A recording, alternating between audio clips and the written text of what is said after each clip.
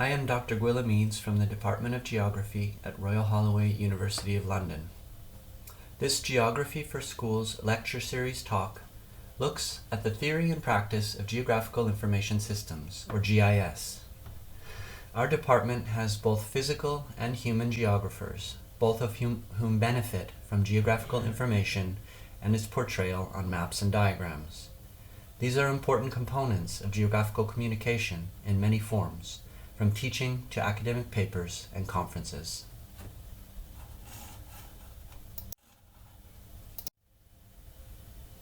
Here we have an overview of the present talk. To introduce, I will show how and why GIS is different from other kinds of information systems that are not spatial in nature. GIS is spatial in nature, and its difference from other information systems is precisely what makes GIS special.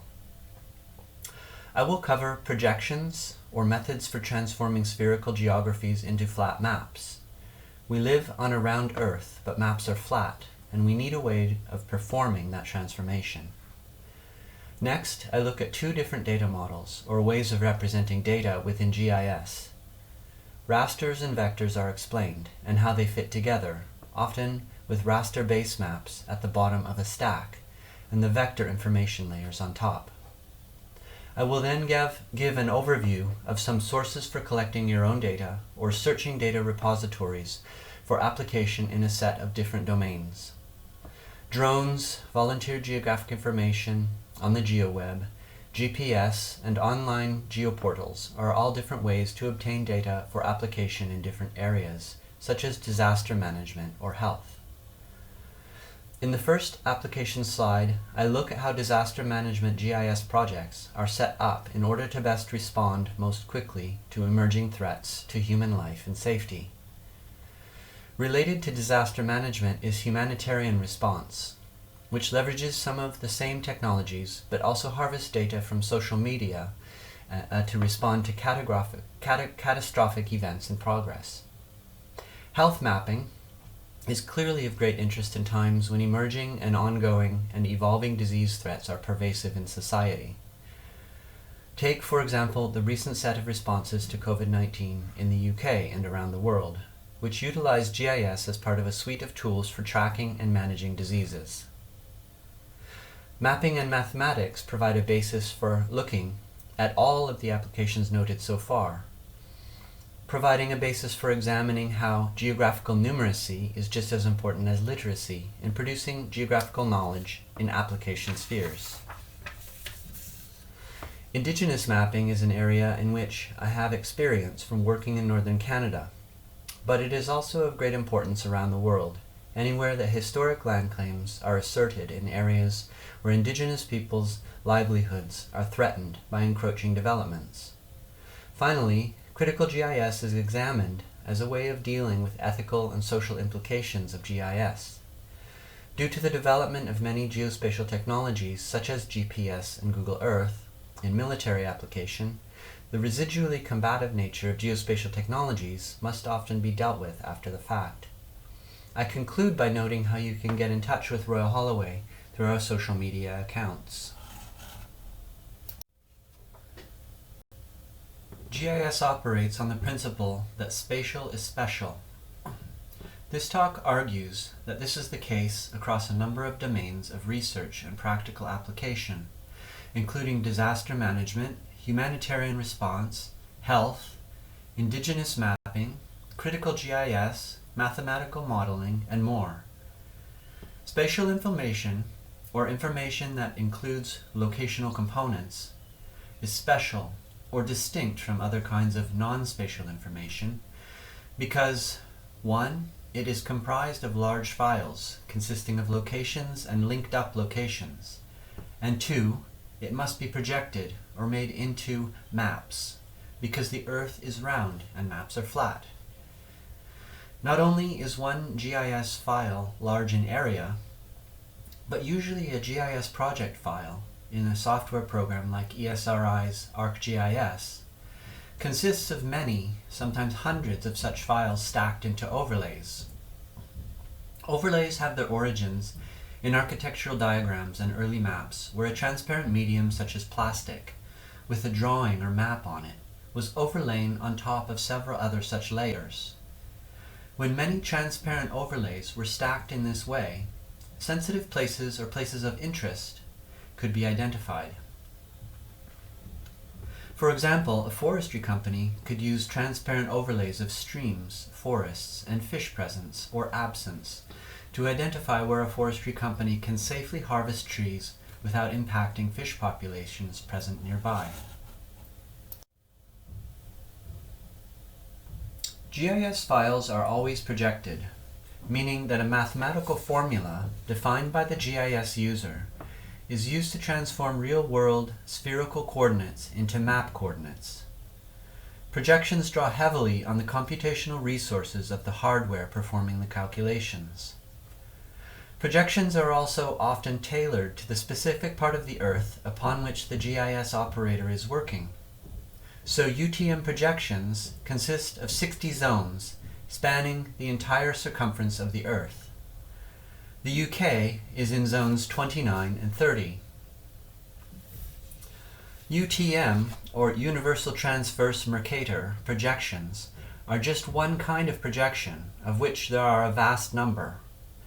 The original Mercator projection, for example, served its purpose well in the times of exploration in the 1500s and 1600s, but has been criticized more recently for distorting areas near the Earth's poles. The image on this slide shows how the Mercator projection distorts. When you consider that, in fact, Greenland's area would permit it to fit within Africa 14 times over, it seems odd that this map makes it look like Greenland is bigger than Africa. The original purpose of the Mercator was to allow the drawing of a straight line for navigation purposes. Google and other sites still use this projection, despite their navigational algorithms being entirely different in the modern world. Note that the UK has its own projection system called the British National Grid, which is based upon UTM. Files in GIS are called shapefiles, which are a kind of vector made up of points, lines, and areas. Furthermore, vector files consist of nodes, which are a kind of so-called geographical primitive, or building blocks from which everything can be constructed. Such locations are the fundamental way in which GIS builds up a picture of the world through the interlinking and overlaying of sets of vector-based locales represented as nodes. Each node can be represented by an XY coordinate pair, which is a point on a map. Examples of vectors include buildings, which can be depicted as points, or at a larger scale, the outline areas of building footprints. Roads, which are linear features, or water bodies, which are aerial in extent. Another kind of often larger file is called a raster. Rasters are made out of pixels, or fundamental picture elements that vary in size between different layers. Each layer itself has only one resolution, which corresponds to the size of a pixel in real-world terms. So a resolution of 10 meters means that one side of the pixel or picture element represents 10 meters on the ground. A picture taken with a camera, for example on your smartphone, is also a raster made up of pixels with a resolution. Satellite imagery is captured by way of the cameras housed in the satellites. The use of such imagery is called remote sensing.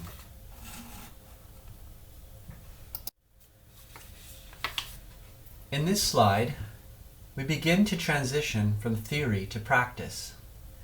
What kinds of data will you need to do your GIS project? In what sector do you work? Government and private agencies utilize a range of tools to find existing data sets to gather new geospatial information.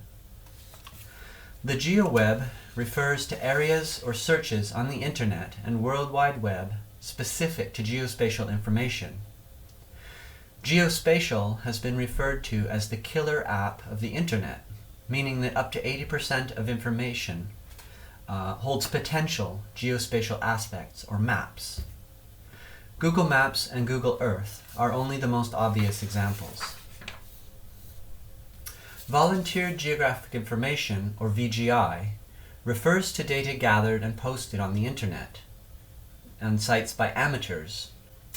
Just like Wikipedia, this information is crowdsourced and peer-reviewed, or updated based upon whether or not the information is seen to be accurate. This could be observations about bird species and locations by bird watchers, or information about the weather posted by people around the country. This information can be harvested by professional scientists and leveraged towards valid scientific observation and hypotheses, alongside professional datasets. Drones are another popular tool, but professionals and scientists are increasingly using low-flying GPS-enabled flying robots to gather raster data or images of the ground surface. Different sensors can be attached to gather different kinds of information, depending on what is needed for the project. Drones are often used in humanitarian response situations to get snapshots of current damage in, for example, storm or earthquake events. GPS can be used as a standalone application to attach information precisely to specific locations. GPS sensors, which require transliteration from several satellites at once, are embedded in many watches and most smartphones, allowing for easy locational information to be collected. The cloud, which is a set of computer servers usually located in underground bunkers, is increasingly being used for big dataset storage and retrieval. It is often controlled or even monopolized by large corporations like Google or Apple. While many data sources are online, there is a lot of data resident in traditional offline and even paper sources, which can easily be scanned and digitized to provide new sources for historical or contemporary analyses. All of this data requires good software in order to manipulate, visualize, and analyze it for decision-making or scientific hypothesis testing purposes. ESRI's ArcGIS, QGIS, and Google Earth are the most popular platforms. ESRI is not free, while QGIS is both free and open source, meaning you can modify and redistribute its code. Google Earth is free but not open source and is a powerful visualization tool, but less powerful on analysis. Let's say you get a job in the GIS field. You might be working for a government agency in charge of emergency planning. What kinds of questions will you be interested in asking in order to better do your job with GIS? Brian Tomaszewski has written a very good book on this subject. He has provided a set of questions for thinking beyond where a disaster is happening, to thinking about what is happening in a disaster and when it will happen, for example, in a hurricane situation. What is the extent of the flood that would be brought by the storm surge? How many people will be affected by it? When will relief supplies arrive in affected areas, provided given distribution points? What resources are available for disaster planning purposes? These questions are useful in driving action towards disaster preparedness, and GIS is a key tool in working towards that goal. GIS is also useful in the disaster management cycle, which is concerned with resource organization and management of activities related to a disaster cycle, or preparing for, responding to, recovering from, and mitigating against disasters. In terms of preparedness, this means building up GIS resources, including data sets, training in GPS and smartphone application technologies for the disaster responders, so that the GIS and the people using the technology to respond to disaster are ready to go when it hits. Another key area is evacuation. Routes of escape from the disaster must be mapped based on road attributes, such as road type, including single lane or multi-lane, and road category, such as residential or exit ramp, etc. Road direction, including one-way or multi-directional, and speed rating for the roads. You need to have data on traffic congestion and accident locations as well, all of which must be managed in an up-to-date GIS system.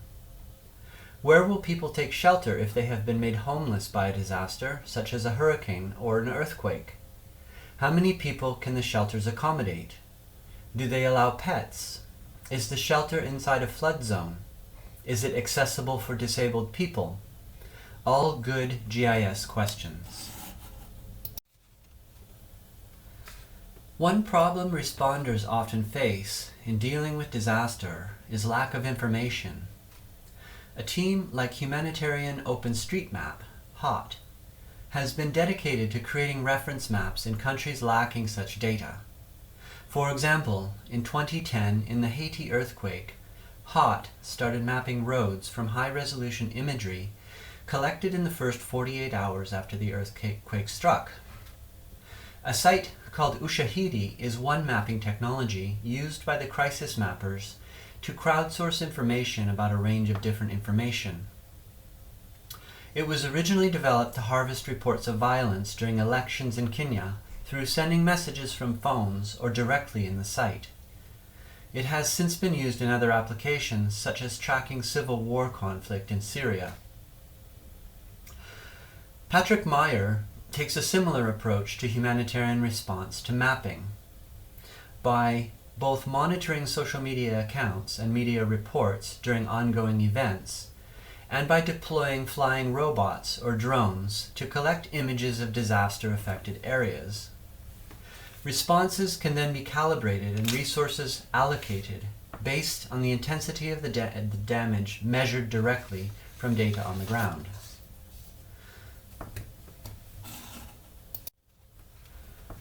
Any good GIS is only as good as the data that is put into it, and this is just as much the case in health as in disaster mapping.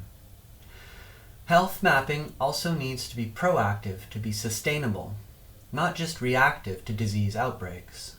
It needs to ask questions like, what populations are at risk? Where do these people live? What are their mobility and migration patterns? Use of census data is common in public health mapping and databases for tracking, for example, where aging populations are located and where areas of high movement exist, for example, in where people work versus where they live. These are both highly relevant to the design of GIS systems for public health. Another area of concern for public health is mapping of water and sewage infrastructures. John Snow famously identified the vector of transmission for cholera in the mid-1800s as being the water wells from which local people in London were getting their drinking water. He shut down a well in Soho where cholera was occurring in the worst concentrations, and the lowering of disease rates served to prove his point. Water mains mapping remains very important in locating sources of pollution. How old are the pipes and when were they constructed? Overlaying this information with potential pollution sources helps in the proactive mapping of public health databases. At base, GIS is a mathematical device for transforming, manipulating, aligning, and analyzing geospatial information. It is also an externalization of some of the powers of human mapping that I'll discuss in the next slide, such as topological mapping, or the mapping of things like what is next to what contains something else, and on what spatial scale do geographical objects exist. How far is it between two things? Google Maps is a fairly simple geospatial platform that uses algorithms to calculate how long it will take to travel between two places. We often use it when walking around or even in our cars. At base, it is a very sophisticated mathematical calculator for spatial objects. You can utilize 3D mapping capabilities to calculate antipodal points, or those points that are on the opposite sides of the Earth from each other. Go to earth.google.com on your web browser, and in the search bar type 51.5, 0 and hit return. Where does this take you? have a look at the map and figure out where on the Earth's surface you are located on Google Earth. You have typed in a latitude and longitude coordinate pair. The antipodal point to the latitude of 51.5 is that latitude minus 180, or minus 51.5 on the Earth coordinate system. The antipodal component to 0 degrees longitude is 0 plus 180. So if you type in minus 51.5 comma 180 and watch as Google Earth flies you around the globe to the antipodes. Where are you now? Try this out for a few other places. My own work has been concerned with a thing called countermapping, which is a set of mapping tools for countering powerful interests in the land. In many places of the world where indigenous populations of people have lived in a place over many generations, since before the arrival of colonizers and resource extractors, there can be conflicts over access and sale of those resources. The original inhabitants often have a prior claim, but with no means of asserting that claim. For this reason, many indigenous groups acquire GIS in order to map their traditional hunting, gathering, and traveling areas so that they can present them to legal and governmental experts in order to counter the resource claims of large corporations. My own work took place in northern Canada, mapping databases of traditional place names into large atlases for publication by governmental and non-governmental organizations, working together with Indigenous mappers. I would often talk to elders and other people and family members whose seasonal hunting, fishing, and harvesting took them over large swathes of territories that their ancestors had also utilized in order to secure their livelihoods. Food is often prohibitively expensive in these extremely remote northern regions. My book was inspired by Hugh Brody's work that he wrote about in Maps and Dreams. My title takes inspiration from his and is called Maps and Memes. Some of the assumptions we make when using externalized spatial databases for mapping draw upon Western assumptions of spatiality. Indigenous and non-Western mapping is a more embodied and performed way of interacting with the land, and is therefore not easily assimilable to mainstream cartography and database creation. In other areas of geospatial mapping, we need to be similarly careful of assuming anything easy about what work maps do and how they operate. Maps and databases can be used in surveillance of targets and facial recognition using artificial intelligence programs that are often trained on very specific datasets. It is possible for these systems to be biased or even to make mistakes. A more generalized kind of countermapping looks at such social implications and potential means of making geospatial platforms more just and more fair generally within society.